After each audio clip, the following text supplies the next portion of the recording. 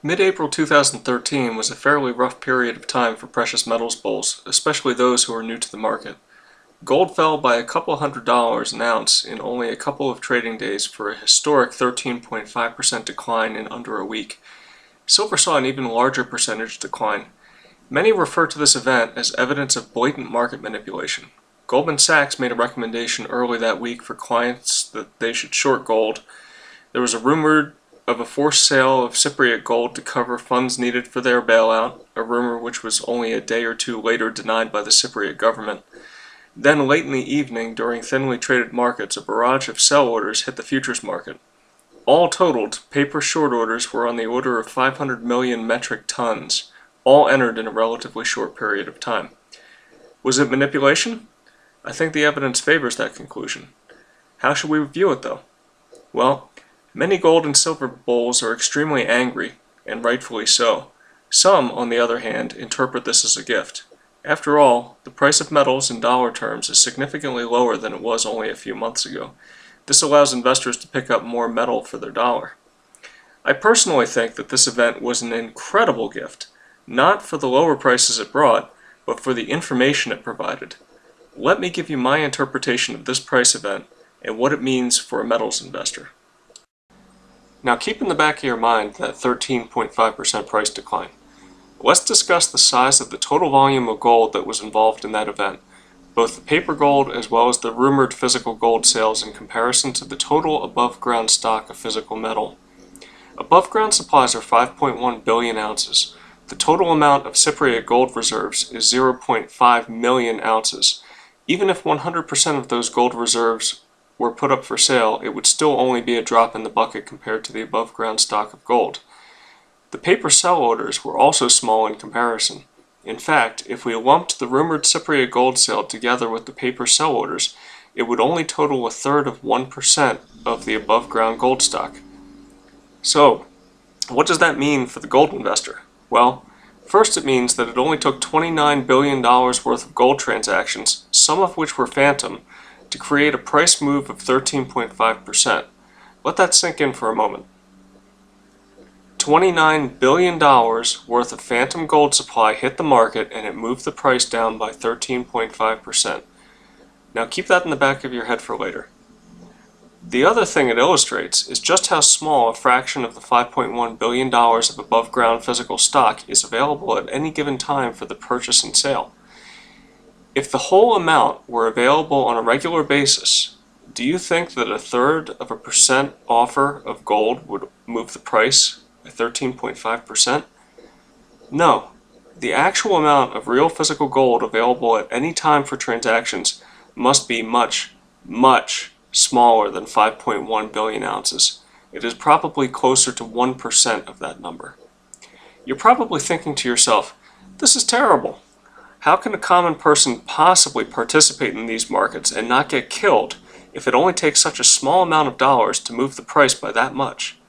Well, that's a good question, but you're probably not thinking about the potential upside.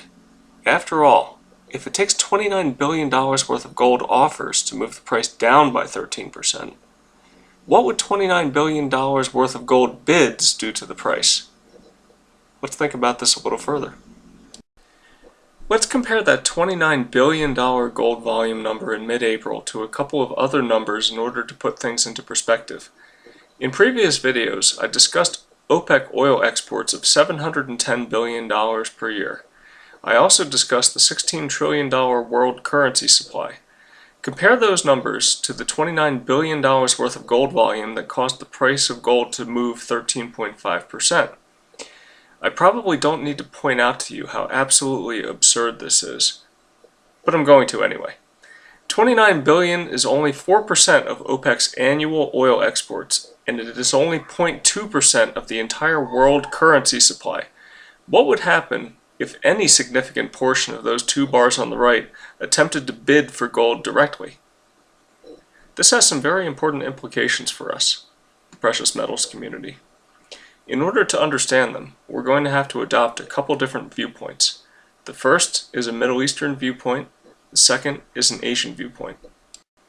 Remember this gold disc from my video, The Flow of Gold and Oil?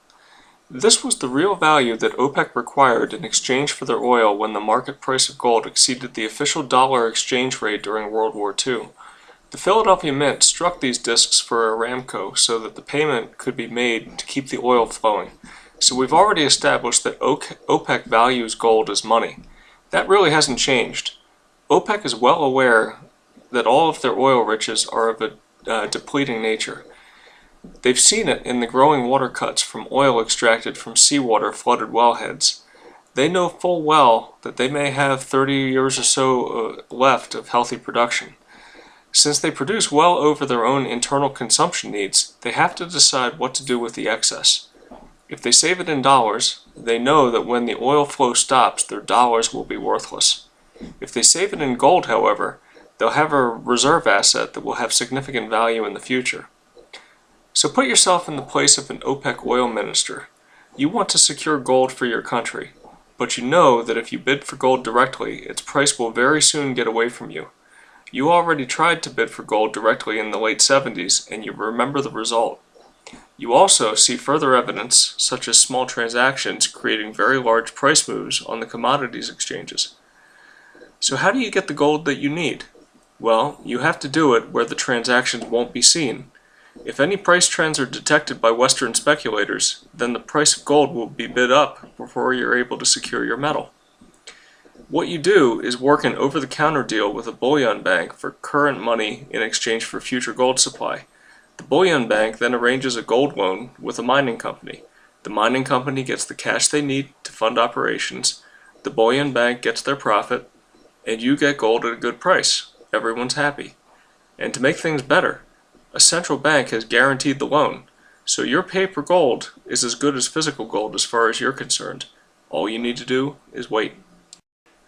Now, put yourself in the place of the Chinese. You're a very patient culture with a large sense of country and an interest in long-term prosperity. You've had your own bad experiences with paper money in the past, but recognize that it's the system that the world is using right now, and you're not in a position to call the shots. Yet. You're very patient, though, and quiet, and know how to play the game to win in the long term, even if it means sacrificing short term. You're a little tired of being excluded from important meetings of Western economic powerhouses, but you see that if you only bide your time, you'll have a seat at the table eventually. If you play the game well enough, you may have a seat at the head of the table. So you start acquiring gold by promoting your own mining industry and keeping the mined gold within your borders. You noticed in the late 90s that there were some apparent deals happening between the world oil exporters and the governments of the West whereby gold was being used behind the scenes to purchase oil. You conclude at the time that the only way for the game to work is for the Western governments to try to control the gold price. If the price of gold started to rise in currency terms, then Western speculators might start bidding for the metal and hinder the flow of gold, which would in turn hinder the flow of oil and cause its price to rise. Because you know that the West is working the market to keep the gold flowing, you decide to take a small part of the action by using some of your surplus dollars to participate in the futures market. You can buy the long positions you want and not have to worry much about the price increasing because you know that the Western governments will counter your actions in an effort to keep the price under control. As we all know, though, the extra interest in the gold market, despite the best efforts of the West, has resulted in an increase in the gold price and a subsequent increase in the oil price. So where does this thought experiment leave us? Well, we've seen from what happened in April that a very small amount of offered gold can move the price quite a bit. This indicates that most, if not nearly all, of the above-ground gold is very tightly held.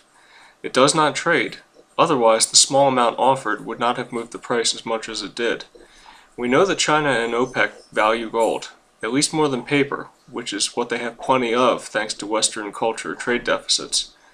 We know that they are smart and sensitive to the fact that gold is difficult to obtain directly, in quantity, without the price moving up quickly. OPEC had their own experience in the late 70s that taught them this lesson. We know that Western governments want to keep the oil flowing, and so they facilitate transactions that help OPEC get what they want, which is gold in exchange for their oil. We also know that the Western governments are motivated to suppress the price of gold in order to keep the number of participants in the market small so as to ensure the flow of gold is uninterrupted. So we have a quoted gold market price that is much lower than the value being given to it in world trade. Now it trades like a simple commodity, but the value of gold as money is likely to be multiples higher. China has been entering the market and has had an impact on the price of gold, and thus the price of oil. This is counter to Western interests, but there is very little Western governments can do about it other than promote the shorting of the market in quantities large enough to ensure a smooth flow of gold and oil.